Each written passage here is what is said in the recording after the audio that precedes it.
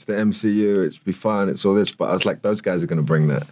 So much of the humor and, you know, those relationships, all those guys are going to sort that out. Like Gravik's just about how do we create someone who holds that tension? How do we create a character that the audience feel like, yo, someone needs to put a bullet in his head or lock him up.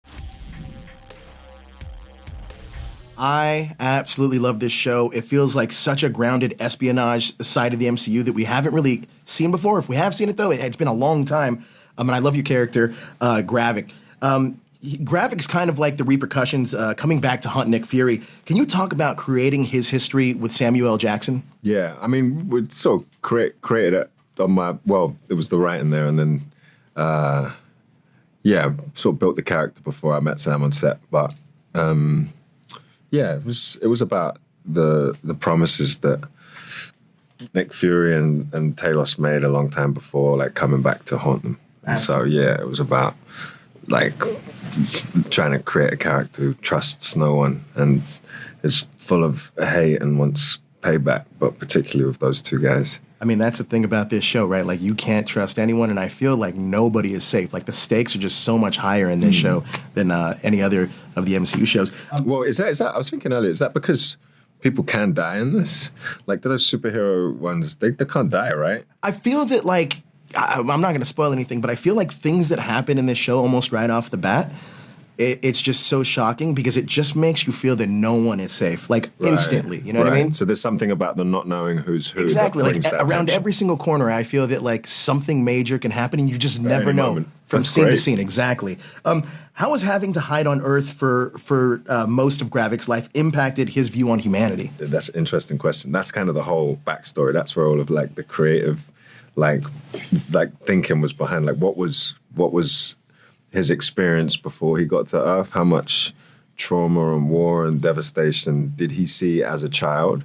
And then what was it that happened here to sort of change him over? And like, I think it was his mistrust in leadership and having like put so much faith into people time and time again, and the feeling that he's just been dropped on his head time and time again. And we meet him at a point where it's like, no more. I feel that Gravik is such an interesting character, and he really separates himself from a lot of the other antagonists that we've seen in the MCU.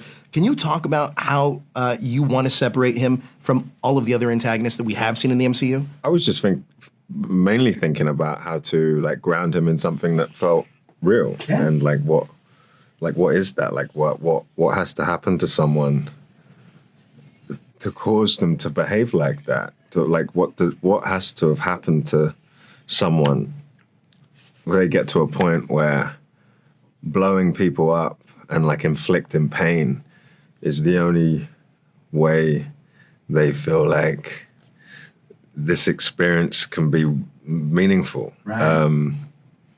And people are doing it, you know what I mean? There's a lot of like information and history to draw from here. And, you know, sometimes you're like, oh, it's the MCU, it's be fun, it's all this. But I was like, those guys are going to bring that.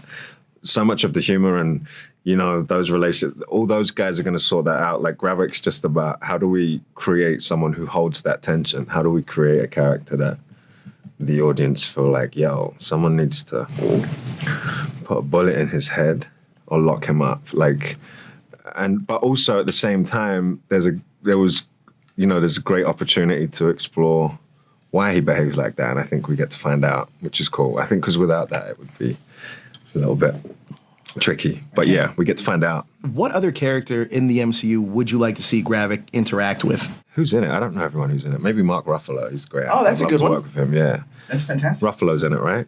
Yeah, absolutely. And yeah, there's a bunch of cool people who do Marvel. So yeah, there's loads. Did the blip affect Gravik or the Skrulls at all? No, I clearly didn't because they stayed. Yeah. They stayed.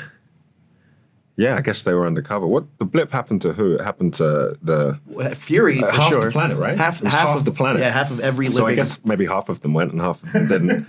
Yeah, but Gravik did. Yeah, he wasn't one of them. Yeah, Exactly. yeah. Or maybe he was. I don't know. That's a good question, actually. No, I think he stayed. He'd been on Earth. Can you talk to me about Gravik's long-term goals and his motivations? Well, on one level, he's creating this.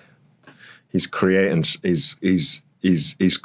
a machinery that's going to change the whole, like, the outlook of everything that's going to happen in the MCU potentially, and that's what Fury has to try and stop. But I think his motivation really, on a more like personal level, is because if you think about the first episode, there was a few things in the script where I was like, he's doing this stuff, he's creating this chaos, but at the same time, it's like there's something sick in him where he wants Fury to see him doing it. Right. Like that kept coming up. Like he obviously wants Fury and Talos to experience what he's doing just a little bit more. So I think it is payback. I think it's like, now you eat my shit because I ate yours for so long. Yeah, I love that. Yeah, and I think it keeps him like appropriately dark and makes it feel kind of real, because I know a lot of people feel like that. We feel like that sometimes. It's Absolutely. like, yeah, a lot of people who get bullied their whole life or take it their whole life go like, no more, done. Love And it. I think that's Gravik. I think he's like, now I'm in charge. Now, last question I have for you. If Gravik survives this show, because like I said, I have no idea.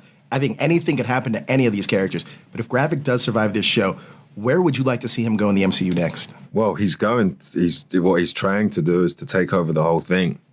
He's trying to become as powerful as all of them all put together. Like, I think that's really what the aim is. So, like... Super-Skrull is what you're saying? Super-Skrull, yeah. I love that. Kingsley, Yeah. thank you so much for your time, man. I course. really appreciate it. Thank you. Thank you so much, man. Cheers, bro. Nice Pleasure. one.